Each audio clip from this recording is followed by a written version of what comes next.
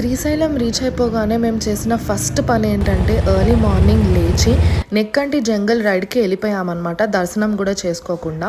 ఇది ఎక్కడుంది అంటే ఎగ్జాక్ట్గా శిఖరం పక్కనే ఉంటుంది.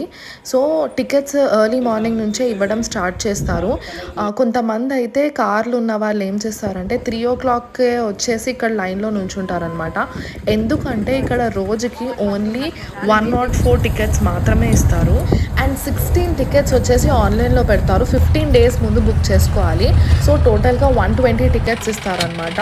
సో ఈ జంగల్ రైడ్ దేనికోసం అంటే ఇష్టకామేశ్వరి అమ్మవారిని దర్శనం చేసుకోవడానికి. మనం ఇష్టంగా ఏది కోరుకుంటే అది ఆ కోరికలు నెరవేరుస్తారంట.